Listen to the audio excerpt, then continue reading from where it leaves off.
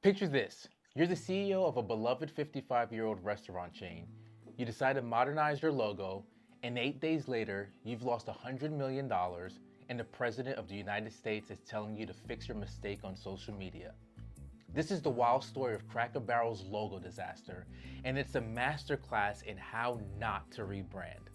On August 18th, Cracker Barrel unveils their refreshed logo.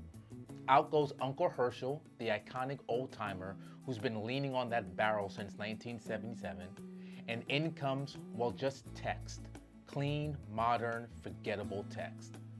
The CEO, Julie Masino, goes on Good Morning America saying the feedback is overwhelmingly positive. Meanwhile, on Wall Street, investors were hitting the sell button hard. Day one, the stock dropped 7%. Day two, it's down 12%. And in day five, nearly $100 million in market value is gone. But here's where it gets absolutely insane.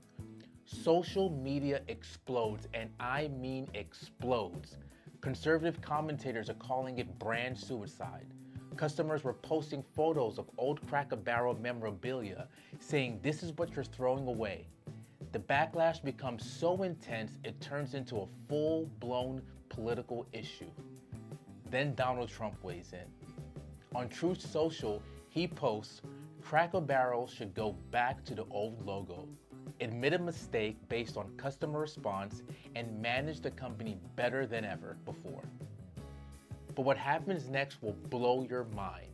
Within hours of Trump's post, Cracker Barrel completely caves.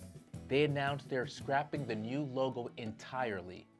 They said our new logo is going away and our old timer will remain. The stock price immediately jumps 8% in after hours trading. But wait, there's more.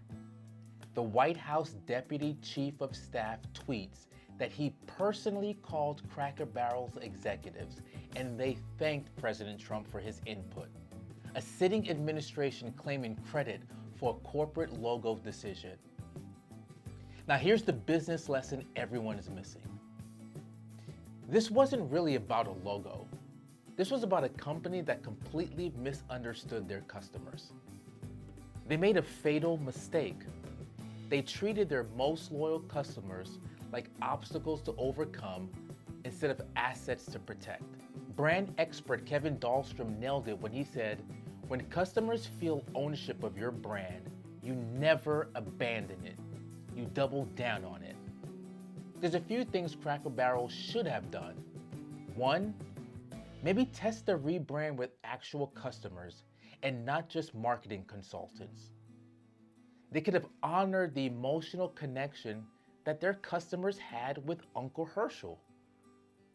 They could have gradually pushed this instead of doing a shocking elimination. They could have had a crisis plan ready for negative feedback.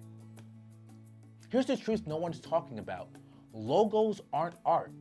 They're the balance sheet signals. Every design choice either builds or destroys shareholder value.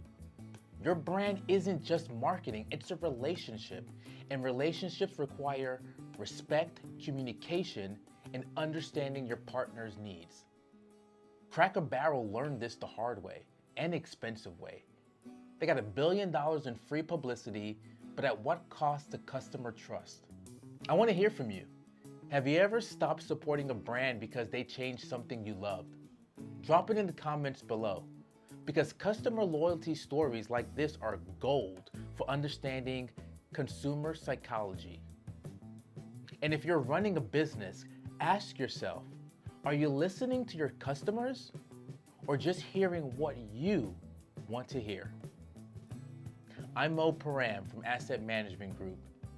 And in investing and business, emotion drives more decisions than logic. Ignore that at your financial peril. Sometimes the best business advice is the simplest. Don't bite the biscuit. Know your customers, respect your legacy, and maybe, just maybe, your stock price will thank you. Stay informed, stay empowered, and stay successful.